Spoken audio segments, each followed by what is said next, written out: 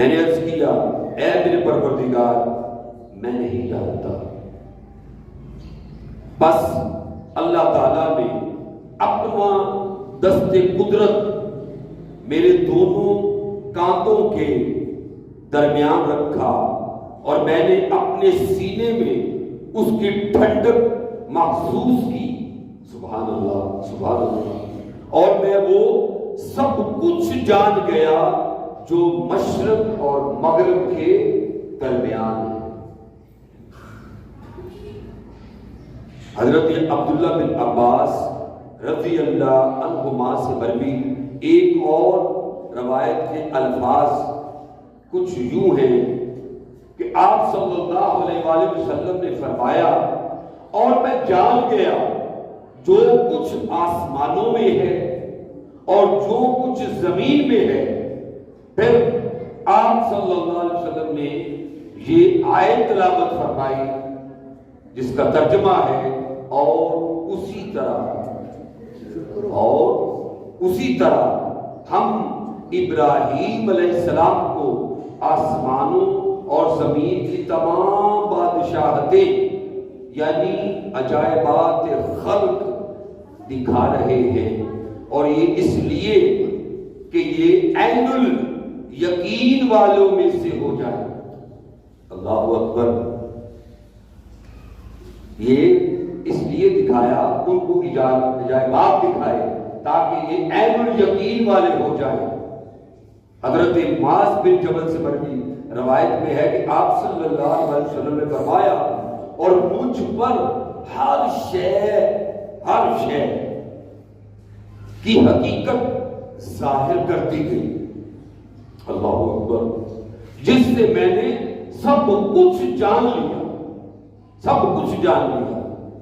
حضرت ابو امامہ یہ اسی حدیث کے اس موضوع کے مطابق ڈاکٹر صاحب نے اپنی اس حدیث کی کتاب میں جو معراج کی شب معاملات ہوئے تو اسی طرح ڈاکٹر صاحب 5-6 حدیثیں ملا کر ایک مضمون بیان فرما رہے ہیں۔ حضرت سید شیخ الاسلام النجاشی سبھی آگے فرمایا حضرت ابو امامہ رضی اللہ تعالی عنہ سے مروی روایت میں ہے کہ آپ صلی اللہ علیہ وآلہ وسلم نے فرمایا بس مجھ سے دنیا اور آخرت کے بارے میں کیے جانے والے سوالات کے جوابات میں نے اسی مقام پر جان لی۔ اللہ اکبر۔ یعنی جو کچھ دنیا میں سوالات اور پھر اس کے جوابات میں نے اسی جگہ پر سب کچھ جان لیے۔ اور ایک اور روایت کے الفاظ ہیں کہ آپ صلی اللہ علیہ وآلہ وسلم نے فرمایا اور میں نے دنیا اور آخرت کی ہر ایک شے کی حقیقت کو جان بھی لیا اور دیکھ بھی لیا۔ اللہ اکبر۔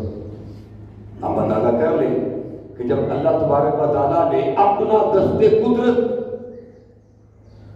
آقا علیہ السلام کے شان و مبارک میں رکھا تو آقا علیہ السلام فرماتے ہیں کہ میں نے وہ ٹھنڈک بن کر اپنے سینے میں محسوس کیا۔